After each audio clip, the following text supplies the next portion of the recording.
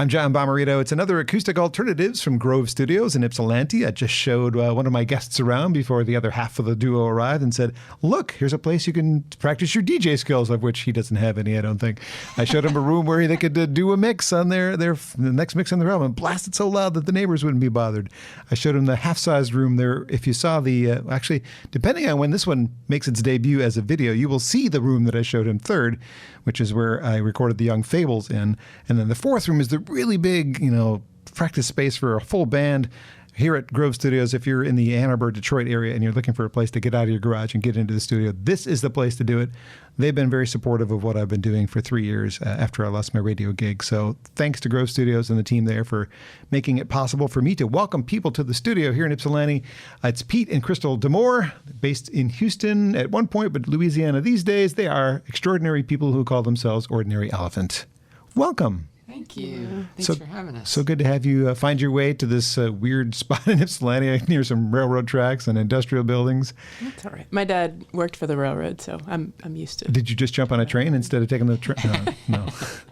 Yeah, we just had one that we parked in the driveway. That's how I got to school. A train? That's cool. Mm-hmm. Oh, well, you must feel real comfortable here. We're going to dig into your lives and your career, but I think it would be nice if we heard a song to start off. Sure. What song would you like to do? We'll do a song called I Come From, which is one that I wrote for my mom. Very nice. Ordinary Elephant on Acoustic Alternatives.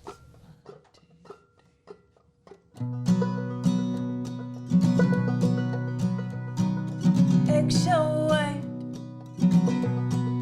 paint in your hair,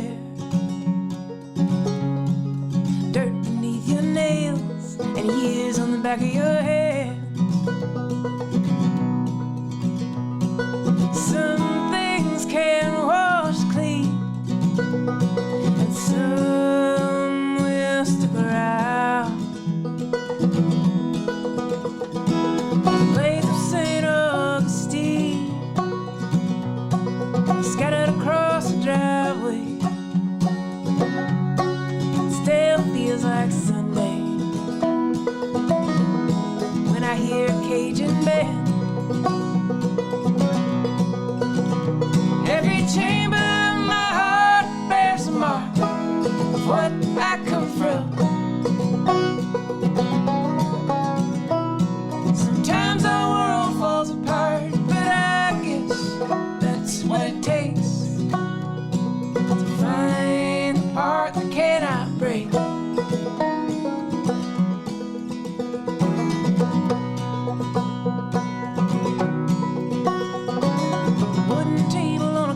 Slab.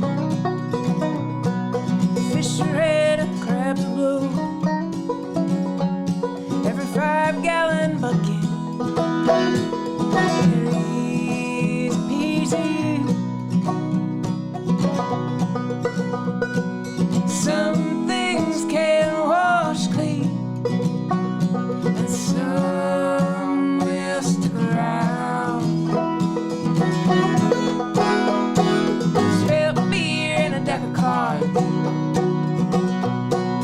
No bed sheet for a tablecloth.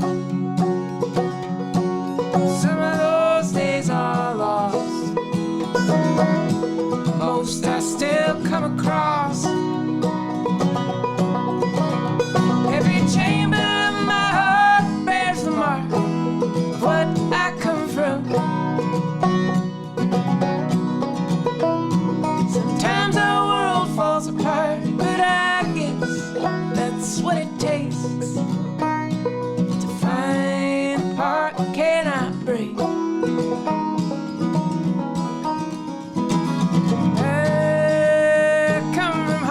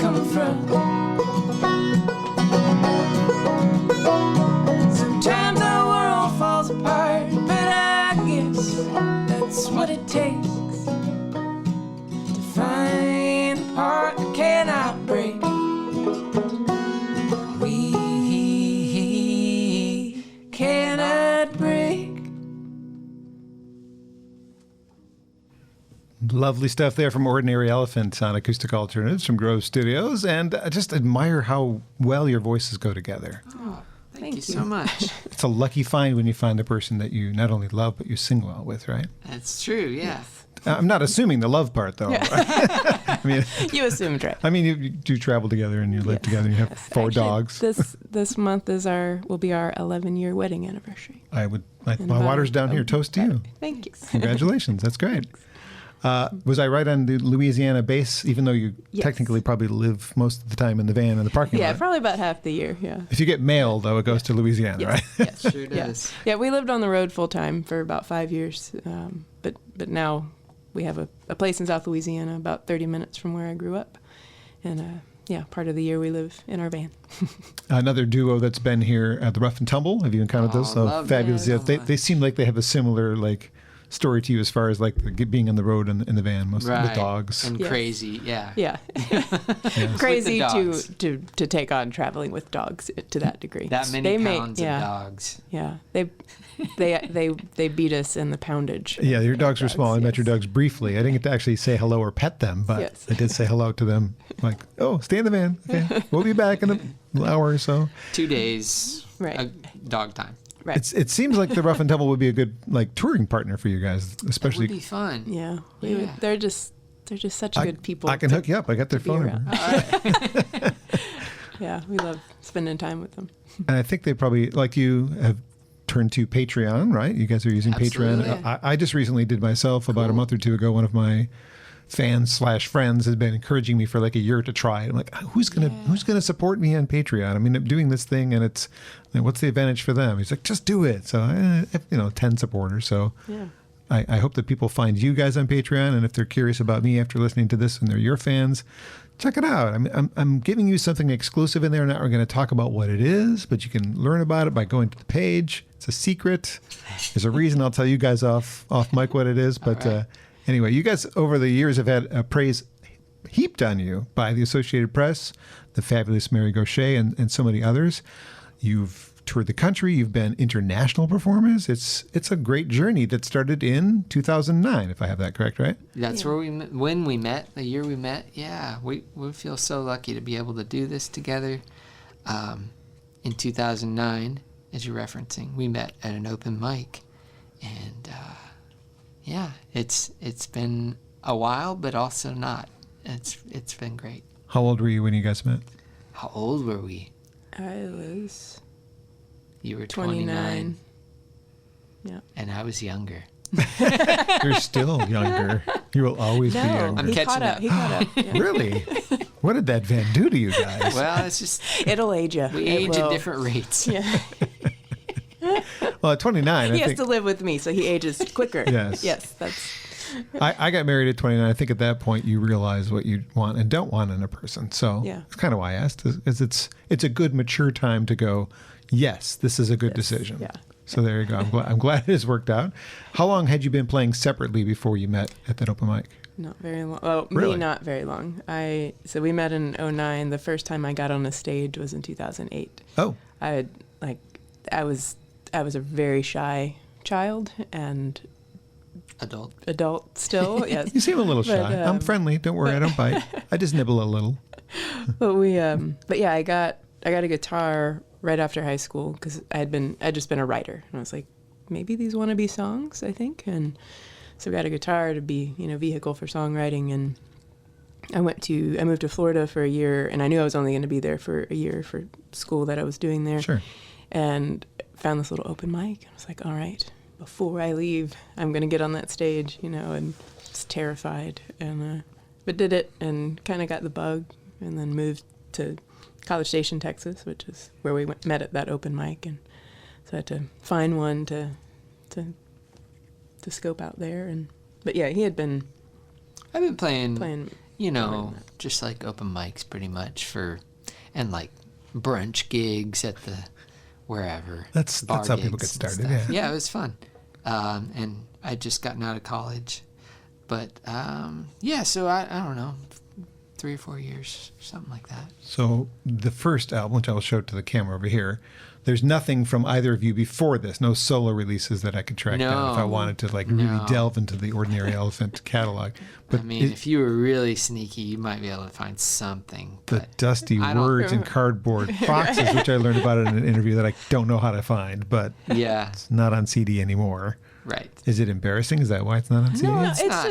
It's just different. It's kind of, we were still growing and had just started. And so we ran out and decided not to print anymore.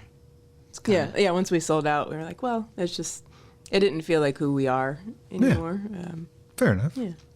But it was a cool, snapshot of that time in our lives. It was when we both had other jobs, careers, and we were, doing music on the side kind of thing. And as fun things. Like this is a fun thing for me. I'm not really planning on making money yet. It kind of captured that time, So it's, Well, a lot of the sounds are based in the harmonies, I think. Who were your individual harmony, mentors? Oh, good question. Well, my first musical love was the Beatles. Okay. So it was definitely the harmony and just the music that drew me in. I hadn't heard anything like that. And when I started learning guitar, my teacher, that's all I wanted to learn was. So I just learned the melodies at first of the Beatles songs, and then graduated to chords, and from then on. And I wasn't singing back then either, so it was, it's been cool. That's kind of my first. And he's way more the harmony finder of the two of us. He's got the ear for that. You just take the lead and let him follow. Yeah, pretty much.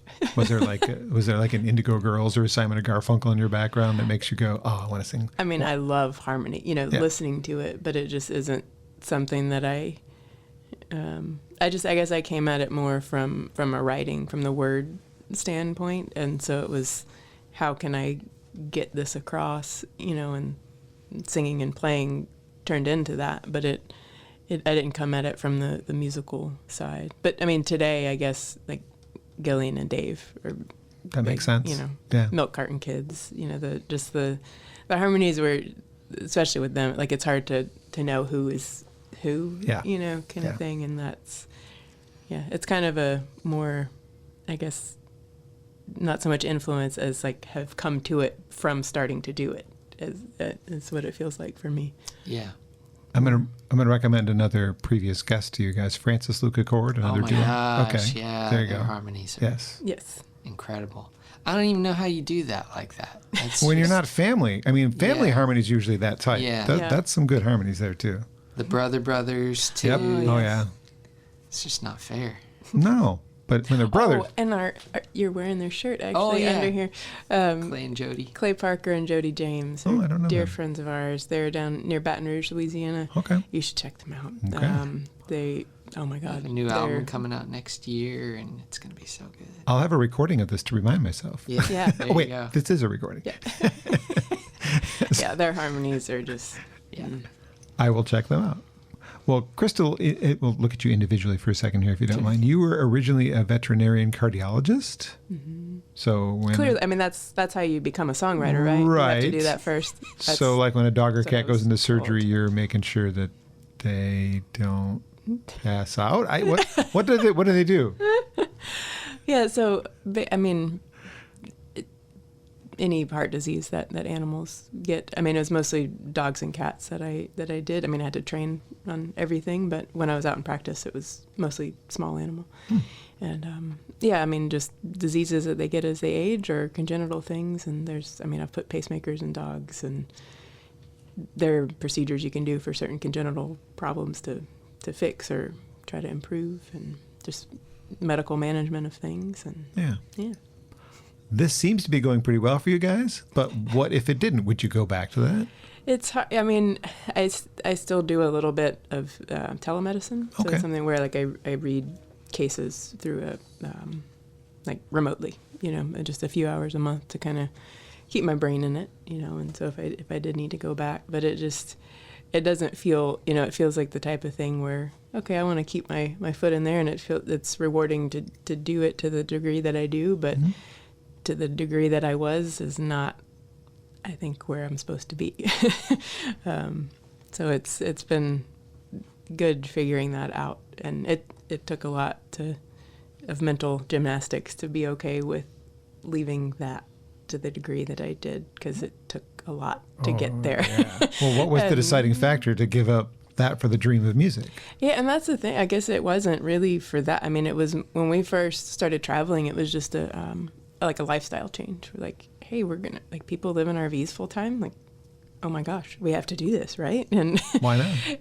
We found out about that, and it was all, I think, at the same time that I was realizing that it maybe wasn't where I was meant to be. Like, it wasn't mentally sustainable for me. Just, maybe it was just where I was in my life and that particular practice I was at, just the combination of things. But it just wasn't where I was supposed to be. Other than a shy kid, what kind of things did you do when you were 10, 12, 15? I rode around I had a little go-kart. Ooh. And I remember getting that for Christmas one year, and it was really cute. My parents made this little fake driver's license and laminate. Remember contact paper? Oh, yeah. It was the at-home lamination. Yeah. It was super flimsy, but they typed it out and had my little picture on there, and that they gave me that as the Christmas gift, and it was and then the go-kart was outside. That's cool. And, I would drive I had a little dog named Rusty, and we would ride around on there or on my bike. Did you have a flag that? Oh yeah, there was a big flag. Are you learning things about your wife? I am, yeah. I didn't know about the driver's license at 10. I like it. I like when I can pull something new out. Yeah. That's always good. Yeah, a lot of time, I spent a lot of time by myself. I was an only child, and so it was a lot of just being outside and exploring, Turtles. making up things. Yeah. Sure. Cats. Yeah. Well, on the blog that you're maintaining for the duo, you have a portion of something that you wrote when you were 16, and it is a really impressive, really good writing. I mean, for a 16-year-old young lady, it was like, wow. I'd venture to guess that you were probably a pretty good student based on that. Yeah. Get into vet school, I guess you have to have pretty good grades too. You do. Then, I have perfectionist tendencies, but I come by honestly. My my parents can be that way, but so just always trying to get A's and do have all the right answers, which I've learned is just a silly goal to have to try to. It's good things. Yeah. Where did guitar figure into all of that as a young Crystal? Yeah, I mean, I played piano growing up and flute in middle school band, but I didn't really take to it as a writing thing until right after high school. I was like, oh, I'm gonna get a guitar, and just kind of taught myself, learned from friends, and it was again just a vehicle for songwriting for me. It didn't, whereas he came at it from lessons and learning about the theory and all the musicality of it. That more has come later, and still something I'm a journey I'm trying to take on, is to learn more about what the instrument can do more than just support. Well, we'll ask Pete about his life, but how about another song before we do that? Sure, yeah. What song would you like to do next? Do you want to do Relic, or do you want to do Relics? Yeah. Switching instruments. Yeah, switching instruments. Introduce the song while he's doing that. Yeah. Give people something to listen to. Yeah, this is so the previous song we did is on our most recent album, which isn't so recent anymore. I'm going to hold it up to the camera as well. Yeah, it's from Honest. And we have a new album that we're working on. And this song will be on it. Yay, I got a preview. Thank you for that. And it's a little bit different tuning, so I'm just going to fix that. It's okay, my notes are falling. Because I was using the CD to keep them up to help the lighting issue I'm having. Yeah, so this one's courtesy of Old Love.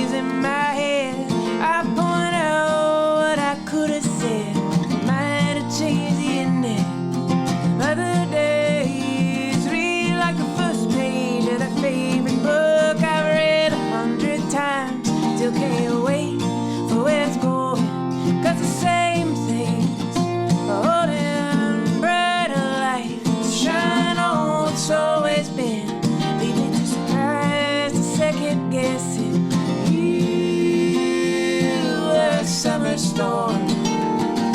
Right out of nowhere,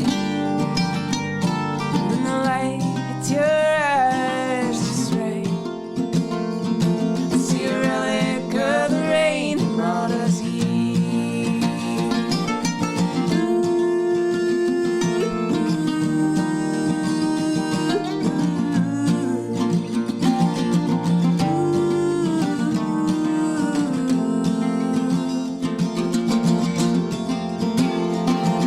This morning in the sleepy kitchen, the sunlight was dancing. I was lost in my head, in a crowd of everyone I've never been. And your laugh cracked a smile across the quiet.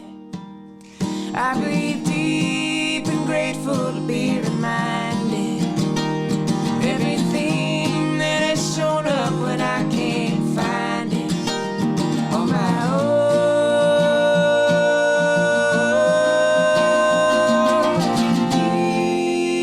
You were a summer storm. Right out of nowhere, when the light hits your eyes just right, I see a relic of the rain that brought us here.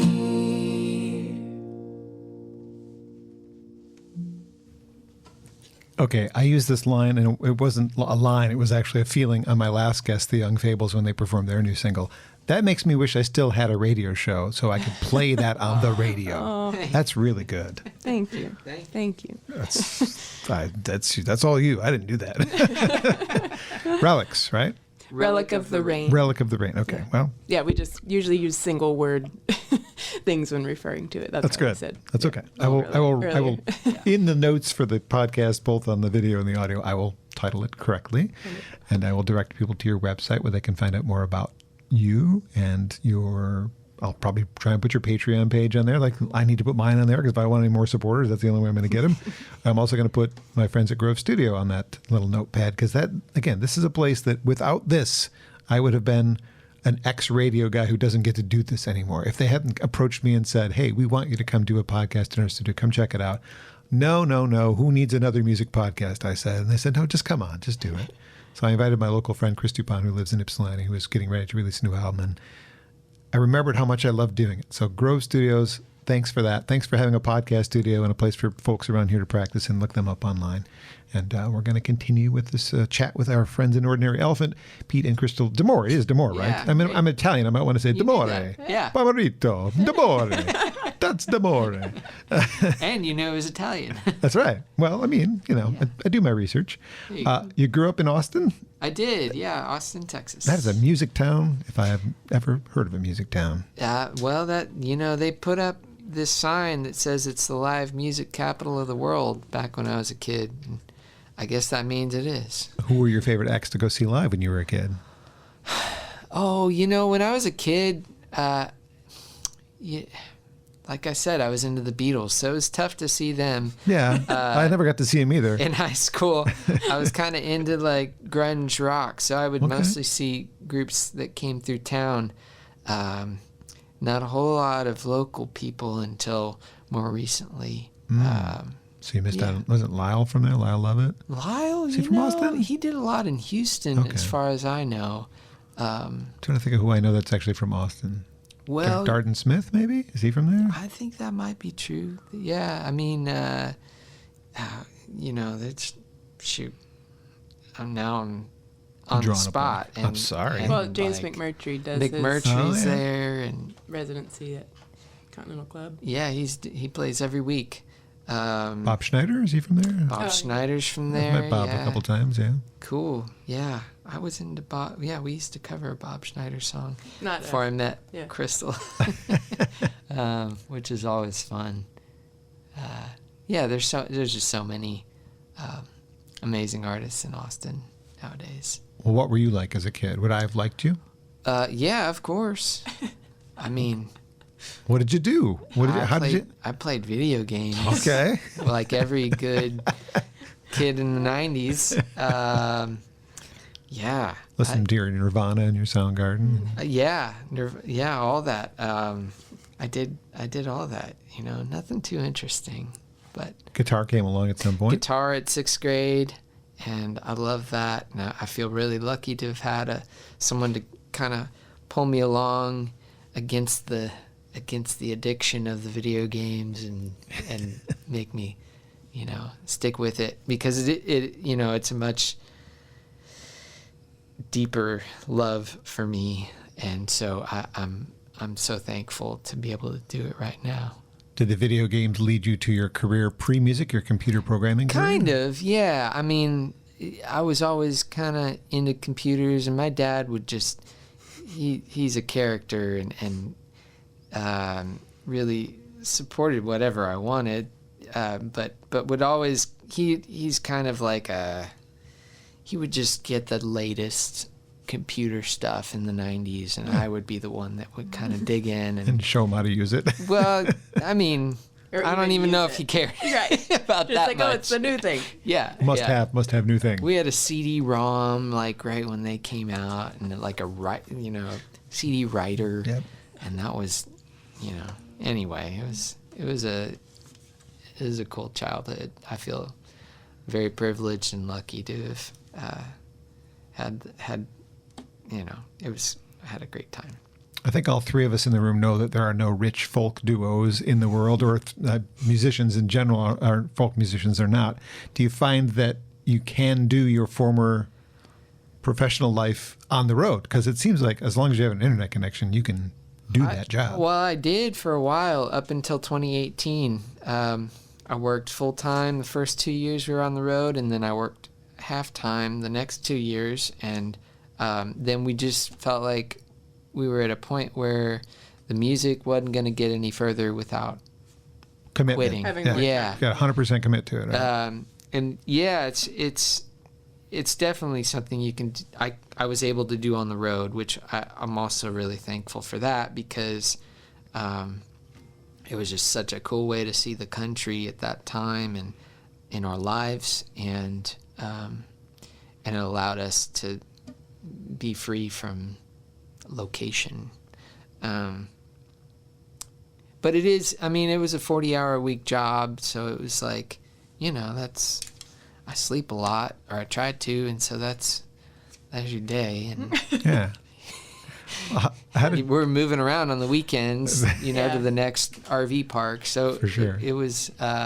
It was, yeah. I mean, that was a lot. It was a lot. I'm not complaining, but that's how it was. Financially, everybody had to weather the pandemic differently, and obviously your performances must have been, if you did any, online. Yeah. But did you have to maintain your income with your former jobs while we were in this? I didn't have to go back. Crystal ramped up a little bit, but yeah. I mean, it went away actually initially. Went away at first. Because people weren't going to clinics, and so all the telemedicine stuff went to. I'm just like a contract worker, just a few hours. So the full-time people were covering things, and it was like, oh, okay, there's like nothing. Yeah. And then it came back, and so I was able to pick up with that a little bit. But we mostly we did a lot of, like, our booking agency kind of really, we feel very, so we got a booking agent right before the pandemic. Oh. And that felt, like, I don't know what we'd be if we would be here right now if it wasn't for that. Like, if we would have felt like we could keep doing it. That just made us feel like, okay, you're artists, and this, like, we're all like, how are we going to get through this together? And we'd have these weekly Zoom meetings with, and it was just, it felt like this little. And they book anchor. Virtual shows for us, like partnering with venues, and that's actually how we kind of like established a relationship. Well, no, we played the Ark. So you did one for the Ark. We did, but we did a virtual show, and then we did like a show in 2019, and that's how we met Jim Fleming. Yeah, our first agent that brought us on. But a lot of venues, that Jim had relationships with, he was able to get us to do a virtual show for them, and then once things opened back up, we were able to go out and play it in their location. So yeah, that, and then Patreon was the other thing that Yeah. we had accidentally started one like a Accidentally. year or two before that because they were like increasing the rate. So it's like, oh, if you start a page now, you'll be grandfathered into whatever their old finding. I didn't even know if it was better. It was just like, all right, let's just do it. And then we didn't think it was like we thought We- it was just like, okay, it's not live yet. And then But we came home from Australia where we were when COVID hit, and you have one $1 patron, and we were just like, You? well, all I right. guess we're starting a Patreon. Yes, we should probably do this now. Started with I mean, $1. we had been talking about it, but Yeah. it's like, well, that was the like kick to just, all right, do it. Well, that's great. Because they're going to want something. Yeah. Got to give them some content that makes it worthwhile. Right? That's Yeah. awesome. Well, your nomadic lifestyle that is described in many of your online interviews makes me wonder why. I mean, I'm glad you have physical products because I still prefer this over trying to find it on whatever website it's going to be on to listen to or stream because I don't like streaming. I like reading the liner notes, Yeah. reading the lyrics, which we're going to get to that in a minute. But Right. why? It seems odd for people who are living I can live in just my van. I don't really need a house to put stuff out. It's for me, Physical. right? Yeah. Well, I mean, not me personally, but Yeah, and fans. I mean, we like that too. Like I feel like especially you. yes, I feel like since the rise of digital stuff, I don't listen to music as much because it feels overwhelming. I have and, I have a ton of digital music. I don't know what I have. Disorienting. I can you see know? this. Yeah. I know I have it. Right, I want to listen to this thing. Yeah, now. right. And even, I mean, you can obviously pick albums on, Of course you can. on all the streaming stuff, but it just feels like they're just endless amounts, and it's just you realize all that you're not going to listen to, and it's like, well, I'm not gonna listen. It can be It's hard to go through things. Yeah. a lot for And me. I think like also the way it's organized is not, you don't have any control over it, and so you go to like listen to something and you're like, all right, I guess I'll listen to the thing I listened to the other day, and I don't know what else I have. Yeah, it is. Like we you said, did it's get a overwhelming. CD player recently. We did. Awesome. Yeah, Yeah. because our other one died. That gives me hope. But- That means the next record's going to be on CD, isn't it? Oh yeah. Oh yes. Thank you. Yeah. No. Yeah. We I have, think they're going to come back just like vinyl. I agree. And I only hope so because I have so many of them. You retire on those CDs. Certificates of deposits or compact discs, you decide. I have one or the other. So we touched on this earlier, but just like I had already noticed this before you mentioned how important lyrics were to you. They seem very integral to what you're doing. You're saying important things in your songs. And even before I dug into your longer bio on your website, I let myself be moved by a few examples of your lyrics while I was reviewing the CDs. And I'm going to give some examples, which you already know these lyrics because, well, they're yours, but my viewers and listeners might not. So Scars We Keep was the first one that really grabbed me. I was born to be a bigot, but that don't mean that I am one. And in that same song, how can I keep my mind open if my eyes are closed? Wow, is all I'll have to say on that. Incredible work. Jenny and James, it was a work of art that got stronger under fire, got judged for being what it was. It was worth the fight. Another powerful song people need to delve into and dig into what that's all about. And then The War got me as well. You take me once a week to walk that wall that does not bear your name. Ouch. Relive the war, relive the return to the girl who never took your name. Ouch. Again, ouch. Well written, though. So how much time does it take you to pull that out of yourself? It's variable. Yeah, I mean, I guess how I've written has changed over time. To like you had mentioned Mary Gaucher earlier. She's a friend of ours now, but a big inspiration and mentor of ours. And just how I've gone to a few of her songwriting workshops, and just how she approaches writing has changed the way I've approached writing, and just trying to let everything out to not edit too soon, which is very much what I would be my tendency always, And most people. And it's kinda like your self-critic is just like right there wanting to like, no, that's dumb. Don't write that down. Don't. And you buy all these fancy notebooks and like, well, I can't put this gibberish down in there. It's like, it's got to be this perfect line. And that's not how you get to the good stuff if you try to just stop it, you know? So just learning to be okay with letting everything out, no matter, and that no one has to see it. You know, that initial stuff, it doesn't, like, that's the only way you're going to get to the good stuff is if you get all the crap out first, you know, or whatever it is. It just lets you explore and associate with whatever's in there, you know. So that has helped me. And we do, every morning we do a writing exercise called object writing, where you kind of write it, like you take a word, you know, microphone or cup, guitar, whatever, and you write about it for 10 minutes in like a stream of consciousness kind of way, like no punctuation. You're just writing, and in a, like, you're writing about thinking about the senses, so the normal 5 senses, and then also kinesthetic and organic, so like how your body feels in space, or if how your internal, you know, if your heart's beating fast, or if you're short of breath or whatever, those sorts of things. And just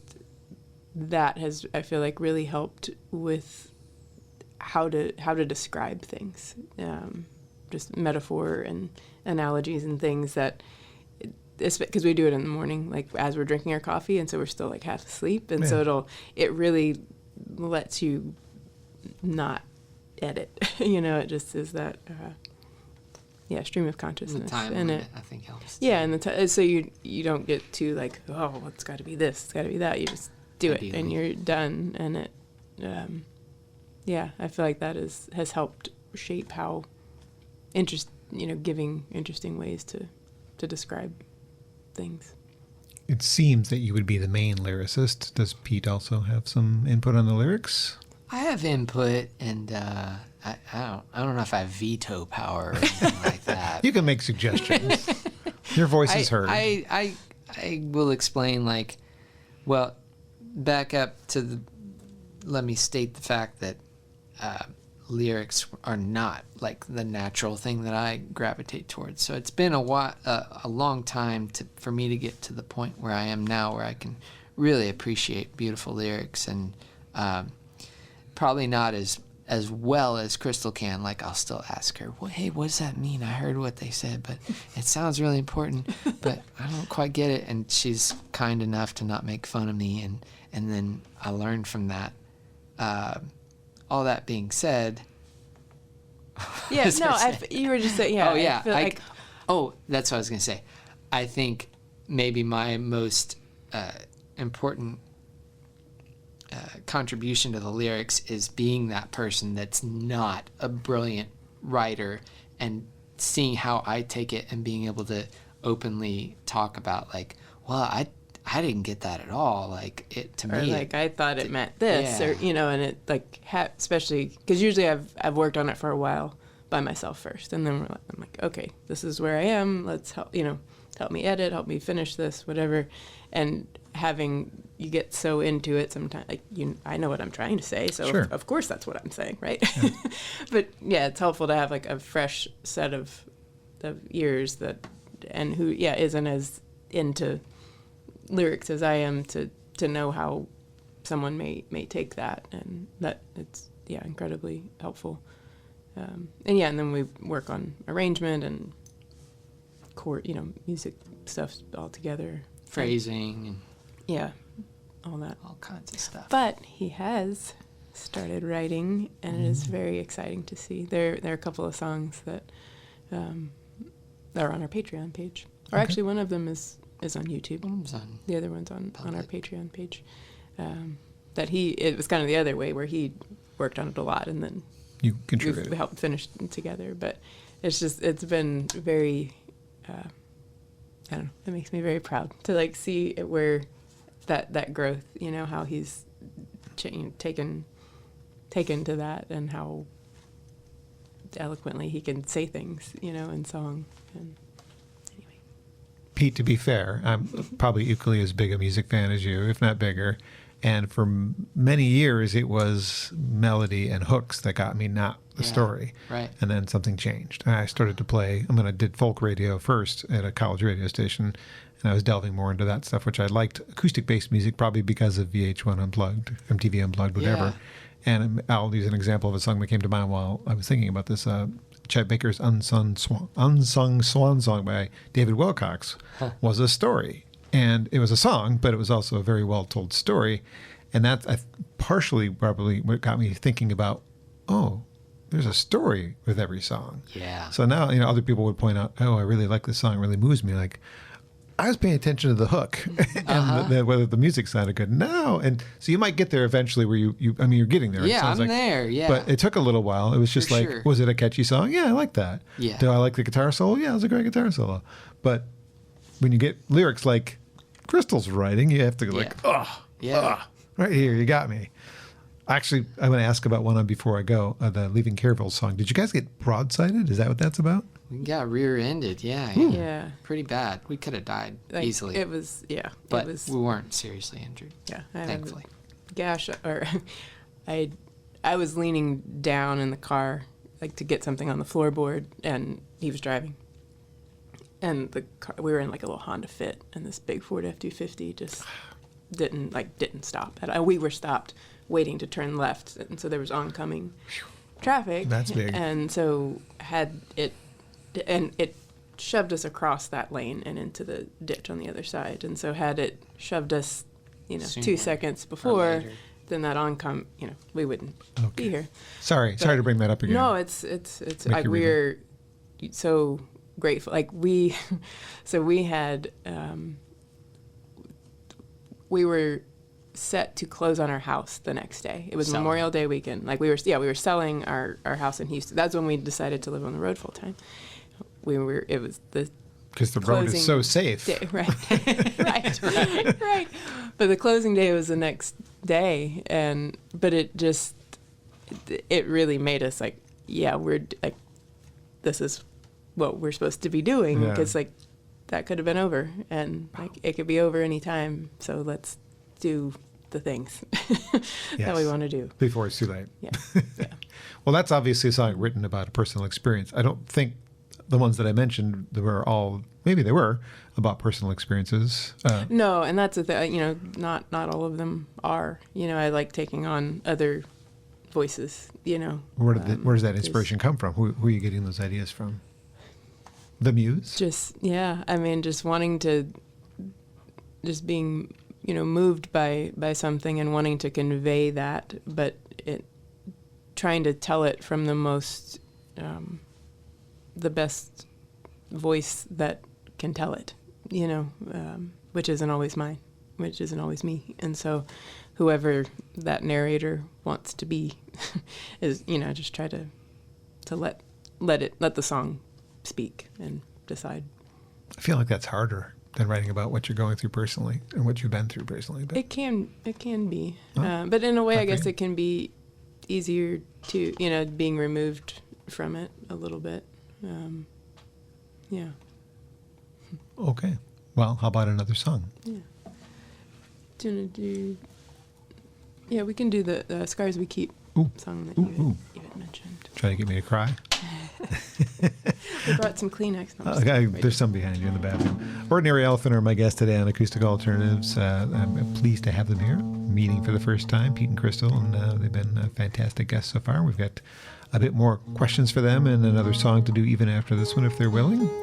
And if you're enjoying their music, visit ordinaryelephant.com. Simple as that. .net. It's on the back of the CD. Yeah. .com does go there now, but okay, good. When we first got it, it wasn't available. Somebody beat you to ordinaryelephant.com. They did, but then they let it go. So yeah, they just bought everything that was available. Strangely, Bommarito.com was available at some point, and a friend of mine bought it and then sold it to me and lets me maintain it. He grabbed it because he saw it. I'm like, thank you so much. So you go to johnbommarito.com and it switches to my site that I have. All right, Scars We Keep.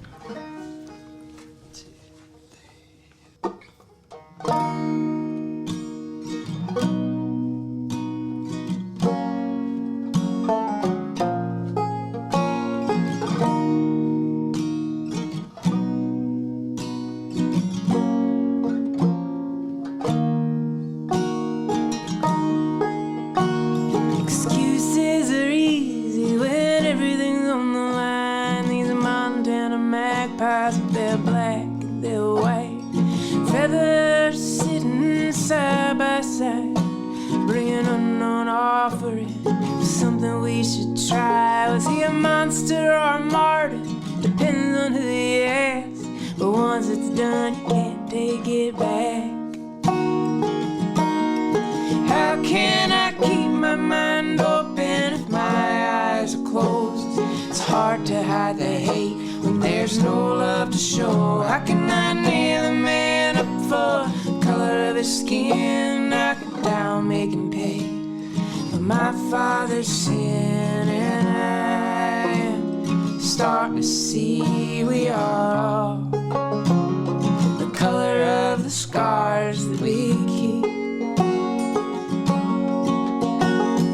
Show you you're older, my father always said, but he never did get old enough for that. Every Sunday afternoon, denim shirt, cowboy hat, out in the sun, throwing shadows and an axe. There's a tool for every job and a job for every man. Be careful what you put in your hands. How can I keep my mind open if my eyes are closed? It's hard to hide the hate when there's no love to show. How can I nail a man up for the color of his skin? Knock him down, make him pay for my father's sin. And I am starting to see we are all the color of the scars that we keep.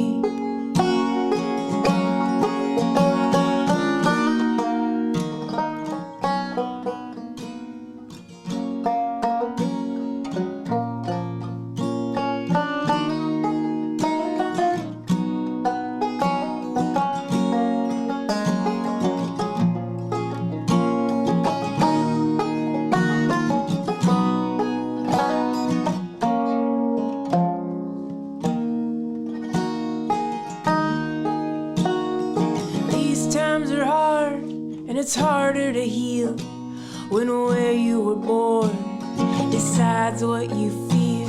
It's time to be a brother, not my father's son. I was born to be a bigot, but that don't mean that I am one. I put my boots on just the same, and when the day's done, I pray for you, my son. How can I keep my mind open if my it's hard to hide the hate when there's no love to show. How can I nail a man up for the color of his skin? Knock him down, make him pay for my father's sin. And I am starting to see we are all the color of the scars that we keep. We are all scars that we keep. My guests today on Acoustic Alternatives are Pete and Crystal Demore, better known as Ordinary Elephant. And if I were their manager, I'd tell them you play that song every night or else. I hope you like it because it's a great song that you're probably going to play for the rest of your career.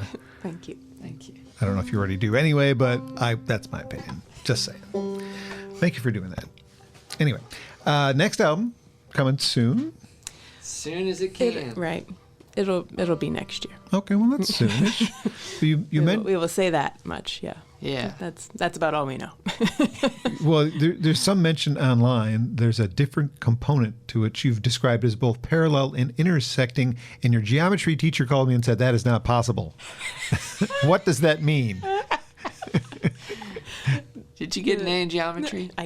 You did not, because you can't have something parallel and intersecting. Not.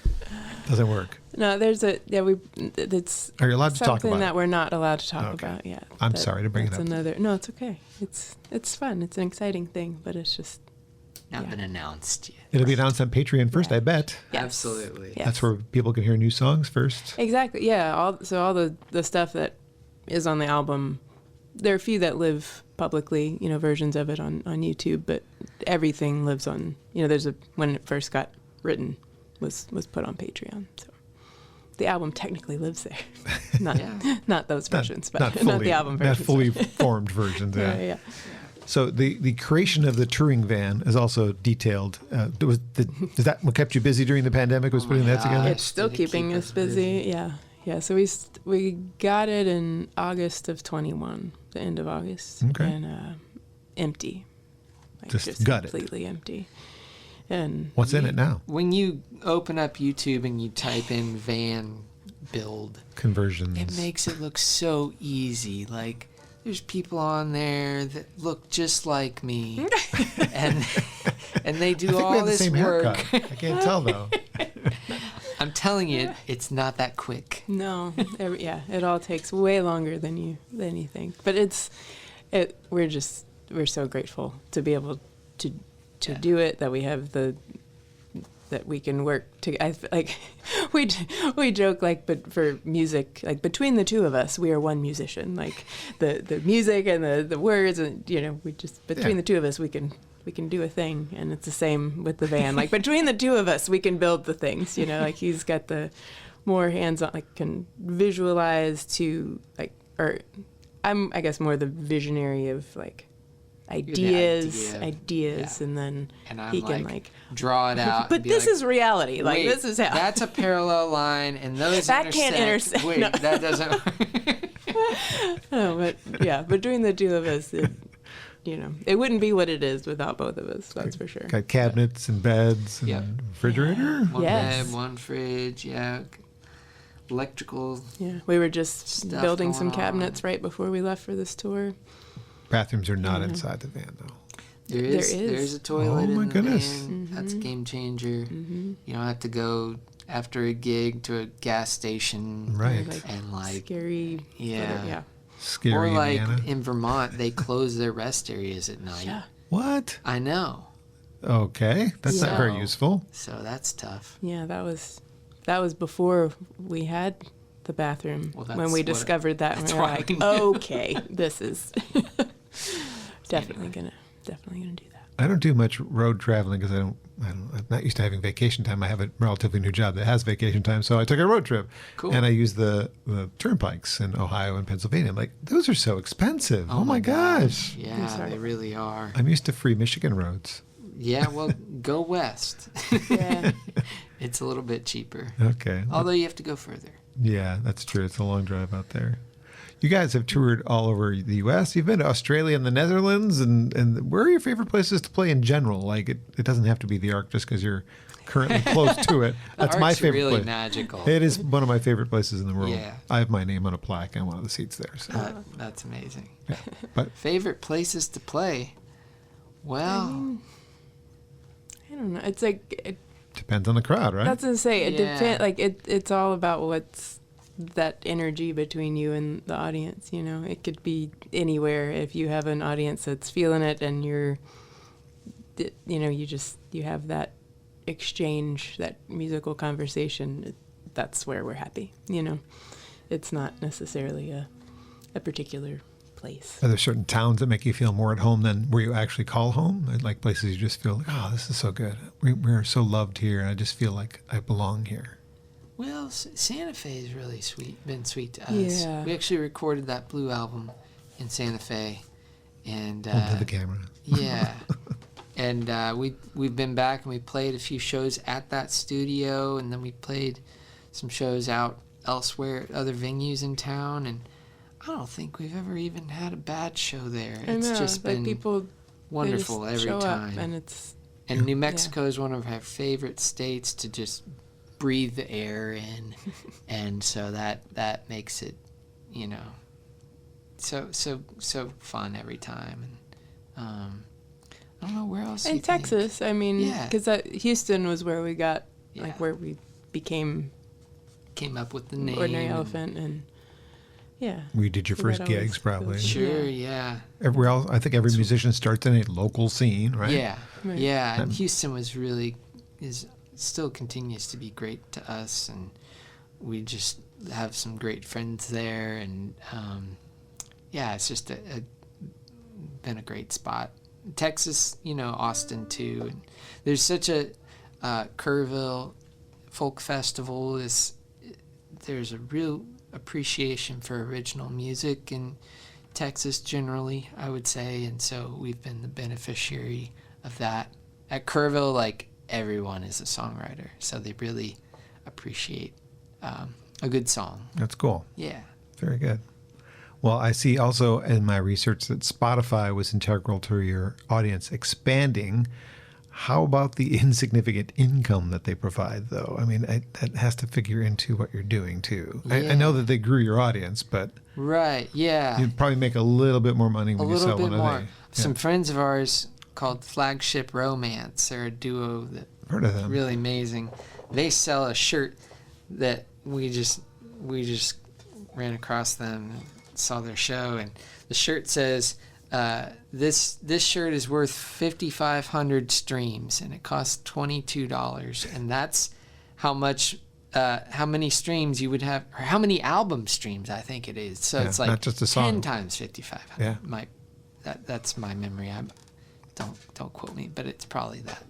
And so it's different. We're lucky and unfortunate, but mostly lucky enough to not know what it was like before to be a musician before that, when CD sales could really carry your tour along. I mean, we still sell CDs, so that's a big plus. And I've even heard of artists setting out we talked about this, like a little donation jar that's like the Spotify penance, contribution. Like, I listened to your album on Spotify, so here's some money to pay for your art. compensate. Yeah. Right, yeah. It's nice that it exists so people can find you easily. On the other hand, I wish it was paying. I think all of them should pay better than they pay, because you guys, to get to where you are now, you've put in a ton of time, a ton of road time, a ton of practice time. Like, all the stuff that leads up to me even meeting you is not included in the Spotify payments. So true. I try to support as much of the music scene as I can in the ways that I can. One of them is this, It's getting huge. people to listen, this is an artist I think you need to hear. Pay attention. And I have an audience that apparently believes what I say is right. So good. Thank you. But in general, I'm saying I feel bad. I feel bad that it isn't what it used to be when I worked in a record store. And, of course, the record labels were making a good portion of what was happening there, but millions of albums were being sold. A number one album would have to sell like 10 million to be the number one album in the country that week. What was the last album that sold 10 million? A Taylor Swift album, I'm sure, but how often does that happen anymore? It just doesn't. Right. It doesn't make sense. We're not valuing the art as it should be. It should be paid for, because it takes money and time and effort to put it out. If you appreciate it, pay for it. Sorry, soapbox. Soapbox. Yeah, because I mean, it's like you have to. I mean, it's such a big part of how we make a living is touring. Actually playing live shows, but you can't do that all year, like like a typical job. I mean, you have to be home some, you have to write, you have to do the other part of the you have to live. the job, and sometimes you make get the sick. albums. And make the albums and write the albums, and the businessy stuff that goes in between. And it's and that's part of why we have physical things to sell, so to as a memento and as a way to support what we're doing. Well, if you're playing other countries as you are, and you're playing across the country, you're doing better than a lot of folks who are in the same genre as you are. So congratulations on that. 2 great albums that I've experienced so far, one I can look forward to next year. And it has been a pleasure to chat with you. How about one more song? Such a pleasure. Thank you so much. Yeah. We'll do another one from the album To Be. What's it called? Yeah, this one is called Once Upon a Time. You mentioned Australia, and that's where we were when things started in 2020. We had a tour planned there, and it was when things were changing real quick, and it was still all planned, and so we went, and we only got to play one show. We were like ready to sound check for the second show, and the world just like really shut down, and so we turned around and went home, and then we wrote this song. Just trying to process everything.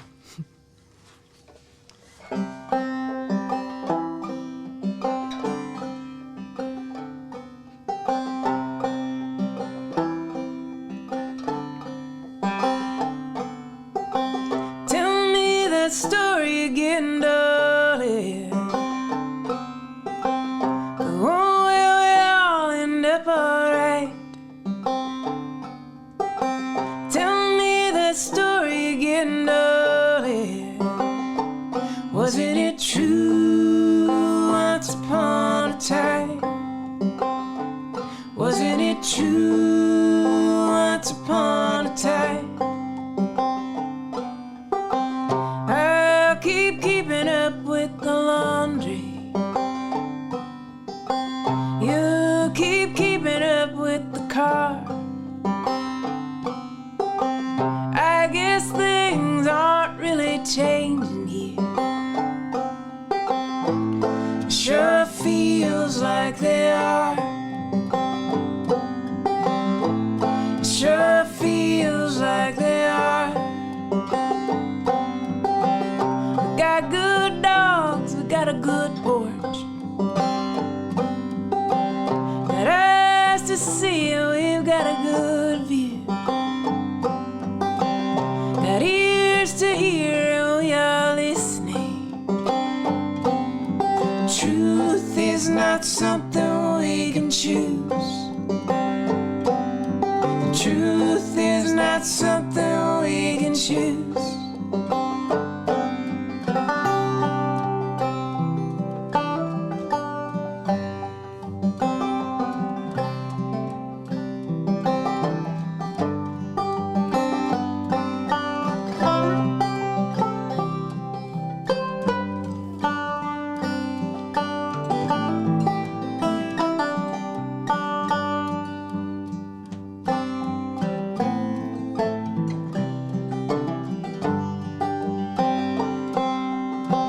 Tell me that story again, darling. The one where we all end up alright. Tell me that story again, darling. Wasn't it true once upon a time? Wasn't it true once upon a time? Wasn't it true? Wasn't it true once upon a time? Wasn't it true?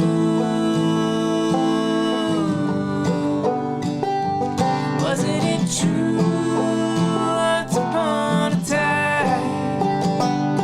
Wasn't it true? Tell me that story again, darling. Wasn't it true? Tell me that story again, darling.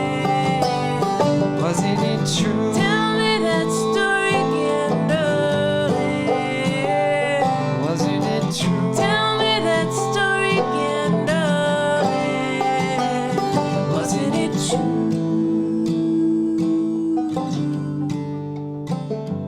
Wasn't it true once upon a time? Wasn't it true? Wasn't it true once upon a time? New music on Acoustic Alternatives from Ordinary Elephant. Once Upon a Time. I love it.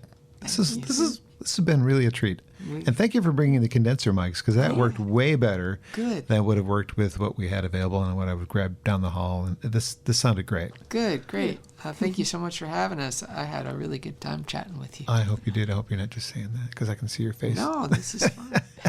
And if the next time you see one of these videos, it looks better, it might be because Pete's going to recommend a camera to me.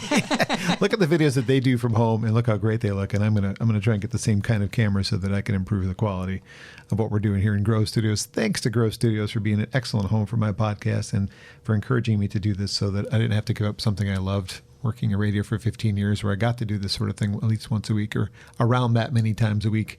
And when it got taken away from me because of the pandemic, I was like, oh. But then this came, and I get to do it again, and I get to expose the world to new music that they might not otherwise hear because I think it's good, and they have to hear it if I think it's good. What does my opinion matter? I don't know. But ordinaryelephant.net to find out more about the forthcoming record, to get the previous records that exist, to follow them on Patreon, johnbommarito.com. Look for the Acoustic Alternatives tab. You can find information about the weekly playlist I put together, which if you're, actually, I'm not sure when this is going to hit, but the playlist this coming week, it leads up with you guys on a couple of the tracks. In fact, your Scars I backed up against a song by Seth Gleer called Scars, because I thought they kind of played well together, especially because his is about scars on the inside as well. And I thought it'd be... Anyway, then you can find out about that. And Grove Studios, Google that if you're a Detroit, Ann Arbor area musician, or even a touring musician. You're coming into town, you're playing the Blind Pig, you're playing the Ark, you're playing one of the other venues in the area. You need to practice before you go on stage. Come here. It's a cool place. 24/7 keypad operation. I highly recommend it. Highly recommend Ordinary Elephant. Thanks to you guys for coming in again. Thank you again for having us. More to come. I'm not 100% sure what's next. I know I will be having many times the guests have been local musicians from my own scene because they're the easiest to access. Every now and then I'll get some visitors from out of state like you guys, but my friend Adam Bommarito is getting ready to put his first new music in 10 years. It is excellent. I can't wait to get him on the podcast. We're going to talk about that soon, but we don't have a date booked, but that's in the future for sure. Other people have approached me. I just haven't had time to sort things out. So thanks again. Thank you, John. Thank you.